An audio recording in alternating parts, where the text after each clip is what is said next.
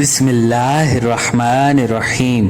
السلام علیکم پیارے دوستو، حضرت آدم علیہ السلام سے لے کر آخری نبی حضرت محمد مصطفیٰ صلی اللہ علیہ وآلہ وسلم تک جتنی بھی امتیں گزری، تمام امتوں میں بہت سارے لوگوں کو صرف اس وجہ سے قتل کر دیا گیا کہ وہ ایک خدا یعنی اللہ تعالیٰ کی وحدانیت پر ایمان رکھتے تھے اور ایک خدا کی عبادت کیا کرتے تھے۔ اس بات کے اندر کوئی شک نہیں کہ اللہ تبارک و تعالیٰ کی مقدس ذات وہ پاکیزہ ذات ہے کہ جس کی رضا کو حاصل کرنے کے لیے مسلمان اپنی ایک جان تو کیا، اگر اس کو ہر لمحہ کے اندر ہزاروں جانیں بھی دی جائیں تو وہ مسلمان اپنی تمام جانیں اپنے رب کو راضی کرنے کے لیے قربان کر دے گا، کیونکہ ہر مسلمان کی زندگی کا حقیقی مقصد اللہ اور اللہ کے رسول کی رضا کو حاصل کرنا ہے۔ پیارے دوستو، آج کی اس ویڈیو میں ہم آپ کو 20,000 ایسے سچے مسلمانوں کا واقعہ سنائیں گے کہ جنہوں نے اپنے رب کی رضا کو حاصل کرنے کے لیے اپنی جانوں کو قربان کر دیا، اور یہ واقعہ ہمارے آخری نبی حضرت محمد مصطفیٰ صلی اللہ علیہ وآلہ وسلم کی آمد سے صرف 70 سال پہلے پیش آیا۔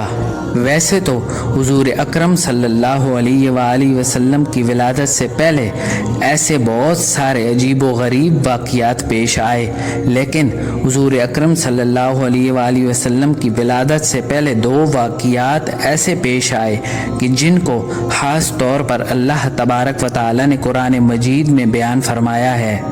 ان میں سے ایک اصحاب فیل کا واقعہ اور دوسرا اصحاب اخدود کا واقعہ۔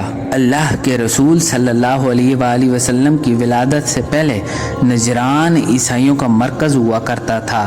جب حضرت عیسیٰ علیہ السلام کو زندہ آسمانوں پر اٹھا لیا گیا تو اس کے بعد عیسائی 2 حصوں میں تقسیم ہو گئے۔ عیسائیوں کا ایک حصہ وہ تھا جو حضرت عیسیٰ علیہ السلام کو خدا کا بیٹا یعنی خدا مانتا تھا، اور دوسرا حصہ وہ تھا جو حضرت عیسیٰ علیہ السلام کو خدا کا پیغمبر اور نبی مانتے تھے اور ایک خدا کی عبادت کیا کرتے تھے۔ پیارے دوستو، یہودیوں کے بعد جب حضرت عیسیٰ علیہ السلام کا دور حکومت آیا اور حضرت عیسیٰ علیہ السلام کے زندہ اٹھائے جانے کے بعد ایک خدا کا دین بڑی تیزی سے پھیلنے لگا، اس وقت یہودیوں کی جانب سے اس دور کے تمام مسلمانوں کو یعنی عیسائیوں کو دردناک سزائیں دی گئیں۔ یہودیوں نے اس دور کے مسلمانوں کو صاف صاف کہہ دیا، یا تو تم لوگ یہودی ہو جاؤ یا پھر قتل ہونے کے لیے تیار ہو جاؤ، کیونکہ یہودی حضرت عیسیٰ علیہ السلام کو معاذ اللہ دجال مانتے ہیں اور اسی دجال کو اپنا مسیح مانتے ہیں۔ اس دور کے اندر ایک ظالم اور جابر بادشاہ کی حکومت تھی جس کا نام ذی نواز تھا، اور بعض روایات کے مطابق اس کا نام یوسف ذو نواز ابن شرجیل تھا۔ یہ ایک عیسائی بادشاہ تھا جو کہ بعد میں یہودی ہو گیا، اور ایک ایسا بدبخت بادشاہ تھا کہ جس نے فرعون اور نمرود کی طرح خدائی کا دعویٰ کیا ہوا تھا اور لوگ اس کی پوجا کیا کرتے تھے۔ یہ بادشاہ ایک خاص قسم کے جادو کے ذریعے لوگوں کو بے وقوف بناتا اور خود کو خدا کہلواتا، جیسا کہ فرعون مصر نے بڑے بڑے جادوگروں کی مدد لی رکھی تھی۔ اس بادشاہ کا بھی ایک خاص جادوگر تھا جو اپنے جادو کے ذریعے اس کی حکومت میں اس کی معاونت کیا کرتا تھا۔ پیارے دوستو، جب یہ جادوگر بوڑھا ہو گیا تو یہ جادوگر اپنے بادشاہ کے دربار میں حاضر ہوا اور اپنے بادشاہ سے کہنے لگا کہ اب میں بہت بوڑھا ہو چکا ہوں، کبھی بھی مجھے موت آ سکتی ہے، لہٰذا مجھے ایک نوجوان اور ذہین لڑکا چاہیے تاکہ میرے مرنے کے بعد وہ لڑکا میرا جانشین بن سکے اور آپ کی حکومت میں آپ کی معاونت کر سکے۔ تو بادشاہ نے حکم دیا اور ایک ذہین لڑکے کو تلاش کیا گیا، اور اس لڑکے کو تلاش کر کے اس بادشاہ کے سپرد کر دیا گیا۔ چنانچہ وہ نوجوان لڑکا روزانہ اپنے گھر سے نکلتا اور اس جادوگر کے پاس جاتا اور جادو سیکھتا۔ جس راستے سے یہ لڑکا جادوگر کے پاس جادو سیکھنے جایا کرتا تھا، कुदरत इलाही से उसी रास्ते पर एक ईसाई राहिब का घर भी था जो एक खुदा पर ईमान रखता था और अल्लाह तबारक व तआला की इबादत किया करता था। एक दिन वो नौजवान लड़का ईसाई राहिब से मिला तो लड़के को ईसाई राहिब की बातें बहुत अच्छी लगी।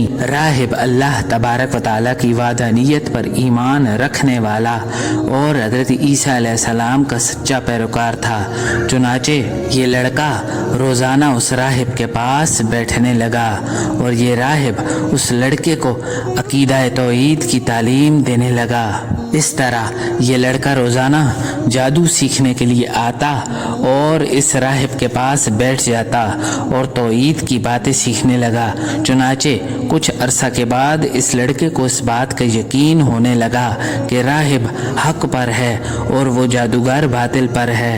और इस नौजवान लड़के को इस बात का बिल्कुल यकीन हो गया कि राहिब सच्चा है और इसका रास्ता सिरात मुस्तकीम का रास्ता है। इस तरह ये लड़का एक खुदा पर यकीन रखने लगा और अल्लाह तबारक व तआला की इबादत करने लगा। एक दफ़ा वो राहिब उस लड़के से कहने लगा कि अनकरीब तुम ज़रूर आजमाए जाओगे, बेशक अल्लाह की राह में ईमान लाने वालों को आजमाया जाता है। इस तरह वो राहिब उस लड़के से कहने लगा, अगर तुम किसी आजमाइश में डाले जाओ और हुक्मरान तुम्हारी परेशान करें तो किसी को मेरे बारे में मत बताना। प्यारे दोस्तों, वक़्त के गुज़रने के साथ साथ वो लड़का अपने रब का कुर्ब पाने लगा और वो अपने रब का बहुत ज़्यादा ज़िक्र करता और अल्लाह के करीब होता चला गया और उसकी करामात में भी इजाफ़ा हो गया। उस लड़के के पास दूर दराज से तरह तरह की बीमारियों के अंदर मुब्तला मरीज़ आते। ये लड़का अल्लाह की बारगाह में दुआ करता तो अल्लाह अपने फजलो करम से उनको शफा दे देता। इस तरह उस लड़की की शोहरत के चर्चे पूरे शहर में फैल गए। उसी दौरान कुदरत इलाही से ऐसा हुआ कि उस बदबख्त बादशाह का एक ख़ास दरबारी था जो कि नाबीना हो चुका था। बादशाह ने उसका बहुत इलाज करवाया लेकिन उसको आफाका ना आया। एक दिन किसी ने नाबीना दरबारी को उस लड़के के बारे में बताया कि यहाँ पर एक लड़का है जो हर मर्ज़ का इलाज करता है और हर मरीज़ उससे शफा पाता है। चुनाचे उस दरबारी ने जैसे ही ये बात सुनी तो उसने बहुत सारा मालो दौलत और तोहफे ताइफ इकट्ठे किए और उस लड़के के पास चला गया और उस लड़के से जाकर कहने लगा कि तुम अगर मेरी बीनाई ठीक कर दो तो ये ताइफ और पैसे तुम्हारे हैं। उस दरबारी की ये बात सुनकर लड़का उससे कहने लगा कि मैं किसी को शफा नहीं देता, शफा देने वाली ज़ात सिर्फ़ अल्लाह तबारक व तआला की है। अगर तुम अल्लाह की वादनीयत पर ईमान ले आओ तो मैं अल्लाह की बारगाह में दुआ करूँगा तो अल्लाह तबारक व तआला ज़रूर तुम्हारी बीनाई लौटा देंगे और तुम फिर से देखने लग जाओगे। चुनाचे वो दरबारी अल्लाह ताला की वादनीयत पर ईमान ले आया तो उस लड़के ने अल्लाह की बारगाह में दुआ की तो अल्लाह ने उसकी बीनाई उसे वापस लौटा दी। उसके बाद वो दरबारी खुशी खुशी अपने बादशाह के दरबार में गया। बादशाह ने जब ये देखा कि उसकी बीनाई वापस आ चुकी है तो बादशाह उस दरबारी से पूछने लगा कि तुम्हारी बीनाई कौन वापस लेके आया। तो वो दरबारी अपने बादशाह से कहने लगा कि मेरी बीनाई मुझे मेरे रब ने दी है। तो वो बादशाह जो खुद को खुदा कहलवाता था वो अपने दरबारी की ये बात सुनकर हैरान होने लगा और अपने दरबारी से कहने लगा कि मैंने तुम्हारी बीनाई कब वापस की। बादशाह की ये बात सुनकर वो दरबारी अपने बादशाह से कहने लगा कि ए बादशाह सलामत, मेरी आपने नहीं बल्कि अल्लाह ने बीनाई वापस लौटाई है जो मेरा और तुम्हारा हकीकी खुदा है। तो बादशाह अपने दरबारी की ये बात सुनकर बहुत गुस्सा हुआ और अपने दरबारी से पूछने लगा कि मेरे अलावा भला कौन खुदा हो सकता है। बादशाह अपने दरबारी की ये बात सुनकर बहुत गुस्से में आ गया और उस दरबारी को सज़ा देने का फ़ैसला किया। चुनाचे वो बादशाह उस दरबारी को सख्त सज़ाएं देता और उस लड़के के बारे में पूछता। आखिरकार उस दरबारी ने उस लड़के को बादशाह से जब मुतारिफ करवाया तो बादशाह ने हुक्म जारी किया कि उस लड़के को पकड़कर मेरे दरबार में हाजिर किया जाए। चुनांचे बादशाह के हुक्म के मुताबिक उस लड़के को पकड़कर बादशाह के दरबार में हाजिर कर दिया गया। जब बादशाह अपने जाओ जलाल में उस लड़के के सामने आया और गुरूर और तकब्बुर के साथ उस लड़के से पूछने लगा कि तुम्हारा जादू अब इस काबिल हो चुका है कि तुमने बीमारों को भी शफा देना शुरू कर दिया। बादशाह की ये बात सुनकर वो लड़का बादशाह से कहने लगा कि मैं किसी को शफा नहीं देता, शफा देने वाली ज़ात सिर्फ अल्लाह की है। तो बादशाह ये बात सुनकर बहुत गज़बनाक हुआ और उसको सज़ा के तौर पर अंधेरी कोठड़ी में डाल दिया। इस तरह बादशाह उस लड़के को सजाएं देने लगा और ताकीक करने लगा कि तौहीद का दरस इस लड़के को किसने सिखाया। आखिर उस लड़के ने बादशाह को इस राहब के बारे में बता दिया। चुनांचे बादशाह ने अपने बाशिंदों को हुक्म दिया तो बादशाह के बाशिंदे उस राहब को पकड़कर बादशाह के दरबार में ले आए। तो वो बादशाह उस राहिब से कहने लगा कि तू अल्लाह की ज़ात को छोड़कर मुझे अपना खुदा मान ले और तौहीद से इनकार कर दे। लेकिन उस राहिब ने बादशाह के सामने साफ साफ इनकार कर दिया कि वो अल्लाह तबारक व तआला की ज़ात को छोड़ने वाला नहीं।